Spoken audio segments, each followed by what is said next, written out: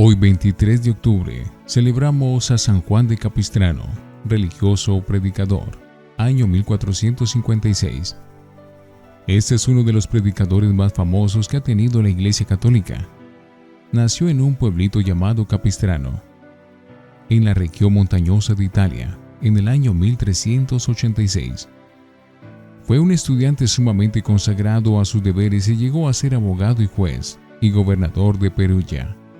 Pero en una guerra contra otra ciudad cayó prisionero y en la cárcel se puso a meditar y se dio cuenta que en vez de dedicarse a conseguir dinero, honores y dignidades en el mundo, era mejor dedicarse a conseguir la santidad y la salvación en una comunidad de religiosos y entró de franciscano. Venciendo el orgullo. Como era muy vanidoso y le gustaba mucho aparecer, dispuso vencer su orgullo recorriendo la ciudad cabalgando en un pobre burro, pero montado al revés, mirando hacia atrás, y con un sombrero de papel en el cual había escrito en grandes letras: «Soy un miserable pecador». La gente le silbó y le lanzaron piedras y basura. Así llegó hasta el convento de los franciscanos a pedir que lo recibieran de religioso. Duros comienzos. El padre maestro de novicios dispuso ponerle pruebas muy duras para ver si en verdad este hombre de 30 años era capaz de ser religioso humilde y sacrificado. Lo humillaba sin compasión y le colocaba a hacer los oficios más agotadores y humildes. Pero Juan, en vez de disgustarse, le conservó una profunda gratitud por toda su vida, pues le supo formar un verdadero carácter y lo preparó para enfrentarse valientemente a las dificultades de la vida. Él recordaba muy bien aquellas palabras de Jesús: «Si el grano de trigo no cae en tierra y no muere, se queda sin producir fruto, pero si muere producirá mucho fruto». Juan 12:24. Predicador incansable. A los 33 años fue ordenado sacerdote y luego, durante 40 años, recorrió toda Europa predicando con enormes éxitos espirituales. Tuvo por maestro de predicación y por guía espiritual al gran San Bernardino de Siena. Y formando grupos de 6 y 8 religiosos, se distribuyeron primero por toda Italia y después por los demás países de Europa, predicando la conversión y la penitencia. Juan tenía que predicar en los campos y en las plazas porque el gentío tan enorme no cabía en las iglesias. Su presencia de predicador era impresionante. Flaco, pálido, penitente, con voz sonora y penetrante, un semblante luminoso y unos ojos brillantes que parecían traspasar el alma, conmovía hasta los más indiferentes. La gente lo llamaba el Padre Piadoso, el Santo Predicador. Vibraba en la predicación de las verdades eternas. La gente al verlo y oírlo recordaba la figura austera de San Juan Bautista predicando conversión en las orillas del río Jordán. Y les repetía las palabras del Bautista: «Raza de víboras, tienen que producir frutos de conversión, porque ya está el hacha de la justicia divina junto a la vida de cada uno, y el árbol que no produce frutos de obras buenas será cortado y echado al fuego». Lucas 3:7-9. Muchos pedían a gritos la confesión, prometiendo cambiar de vida, y estallaban en llanto de arrepentimiento. Las gentes traían sus objetos de superstición y los libros de brujería y otros juegos, y los quemaban en público, en hogueras en la mitad de las plazas. Muchos jóvenes al oírlo predicar se proponían irse de religiosos. En Alemania consiguió 120 jóvenes para las comunidades religiosas y en Polonia 130. Sus sermones eran de 2 o 3 horas, pero a los oyentes se les pasaba el tiempo sin darse cuenta. Atacaba sin miedo a los vicios y malas costumbres, y muchísimos, después de escucharle, dejaban sus malas amistades y las borracheras. Después de predicar se iba a visitar enfermos y con sus oraciones y su bendición sacerdotal obtenía innumerables curaciones. Penitente. Juan convertía pecadores no solo por su predicación tan elocuente y fuerte, sino por su gran espíritu de penitencia. Dormía pocas horas cada noche, vestía siempre trajes sumamente pobres, comía muy poco y siempre alimentos burdos y nunca comidas finas ni especiales. Una artritis muy dolorosa lo hacía cojear y dolores muy fuertes de estómago lo hacían retorcerse, pero su rostro era siempre alegre y jovial. En su cuerpo era débil, pero en su espíritu era un gigante.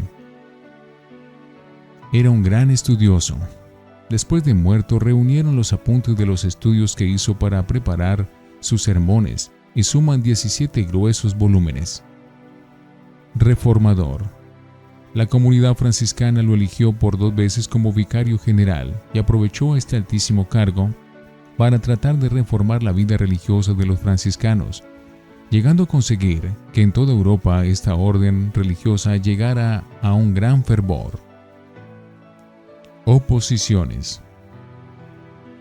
Muchos se le oponían a sus ideas de reforma y de volver más fervorosos a los religiosos, y lo que más lo hacía sufrir era que la oposición venía de sus mismos colegas en el apostolado. Se cumplía en él lo que dice el Salmo: aquel que comía conmigo el pan en la misma mesa, se ha declarado en contra mía. Pero esas incomprensiones le sirvieron para no dedicarse a buscar las alabanzas de las gentes, sino las felicitaciones de Dios. Él repetía la frase de San Pablo: si lo que busco es agradar a la gente, ya no seré siervo de Cristo. Diplomático. Juan tenía unas dotes nada comunes para la diplomacia. Era sabio, era prudente y medía muy bien sus juicios y sus palabras. Había sido juez y gobernador y sabía tratar muy bien a las personas. Por eso 4 pontífices, Martín V, Eugenio IV, Nicolás V y Calixto III, lo emplearon como embajador en muchas y muy delicadas misiones diplomáticas y con muy buenos resultados. 3 veces le ofrecieron los sumos pontífices nombrarlo obispo de importantes ciudades, pero prefirió seguir siendo humilde predicador, pobre y sin títulos honoríficos. Libertador de Hungría. Juan llevaba 40 años predicando de ciudad en ciudad y de nación en nación, con enormes frutos espirituales, cuando a la edad de 70 años lo llamó Dios a que le colaboraran en la liberación de sus católicos en Hungría. Y fue de la siguiente manera. En 1953 los turcos musulmanes se habían apoderado de Constantinopla y se propusieron invadir Europa para acabar con el cristianismo, y se dirigieron a Hungría. Las noticias que llegaban de Serbia, nación invadida por los turcos, eran impresionantes. Crueldades salvajes contra los que no quisieran renegar de la fe en Cristo, y destrucción de todo lo que fuera cristiano católico. Entonces Juan se fue a Hungría y recorrió toda la nación predicando al pueblo, incitándolo a salir entusiasta en defensa de su santa religión. Las multitudes respondieron a su llamado y pronto se formó un buen ejército de creyentes. Los musulmanes llegaron cerca de Belgrado con 200 cañones, una gran flota de barcos de guerra por el río Danubio y 50.000 terribles jenizaros de a caballo, armados hasta los dientes. Los jefes católicos pensaron en retirarse porque eran muy inferiores en número. Pero fue aquí cuando intervino Juan de Capistrano. 3 heroísmos. El gran misionero salvó a la ciudad de Bucarest de 3 modos. El primero, convenciendo al jefe católico Hunyades a que atacara la flota turca, que era mucho más numerosa. Atacaron y salieron vencedores los católicos. El segundo fue cuando ya los católicos estaban dispuestos a abandonar la fortaleza de la ciudad y salir huyendo. Entonces Juan se dedicó a animarlos, llevando en sus manos una bandera con una cruz y gritando sin cesar: Jesús, Jesús, Jesús. Los combatientes cristianos se llenaron de valor y resistieron heroicamente. Y el tercero fue cuando ya Hunyades y sus generales estaban dispuestos a abandonar la ciudad, juzgando la situación insostenible. ante la tremenda desproporción entre las fuerzas católicas y las enemigas. Juan recorrió todos los batallones gritando entusiasmado: creyentes valientes, todos a defender nuestra santa religión. Entonces los católicos dieron el asalto final y derrotaron totalmente a los enemigos, que tuvieron que abandonar aquella región. Jamás empleó armas materiales. Sus armas eran la oración, la penitencia y la fuerza irresistible de su predicación. Las gentes decían que aquellos cuarteles de guerreros más parecían casas de religiosos que campamentos militares, porque allí se rezaba y se vivía una vida llena de virtudes. Todos los capellanes celebraban cada día la Santa Misa y predicaban. Muchísimos soldados se confesaban y comulgaban, y los militares repetían en sus batallones: tenemos un capellán santo. Hay que portarse de manera digna, que este gran sacerdote nos dirige. Si nos portamos mal, no vamos a conseguir victorias sino derrotas. Y los oficiales afirmaban: este padrecito tiene más autoridad sobre nuestros soldados que el mismo jefe de la nación. Mientras los católicos luchaban con las armas en Hungría, el sumo pontífice hacía rezar en todo el mundo el Ángelus, o 3 Ave María diarias, por los guerreros católicos, y la Santísima Virgen consiguió de su hijo una gran victoria. Con razón, en Budapest le levantaron una gran estatua a San Juan de Capistrano, porque salvó la ciudad de caer en manos de los más crueles enemigos de nuestra santa religión. Muerte inesperada.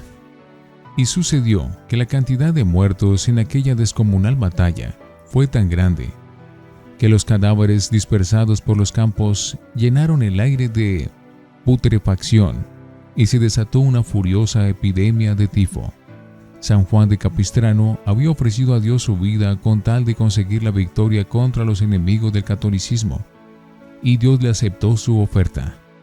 El santo se contagió de tifo, y como estaba tan débil, a causa de tantos trabajos y de tantas penitencias, murió el 23 de octubre de 1456. Gran apóstol, alcánzanos de Dios entusiasmo y valor para defender siempre nuestra amada religión católica. Orad y trabajad por la nación donde estéis viviendo, porque su bien será vuestro bien. Jeremías 29:7. Palabra de Dios. Te alabamos, Señor. San Juan de Capistrano, ruega por nosotros.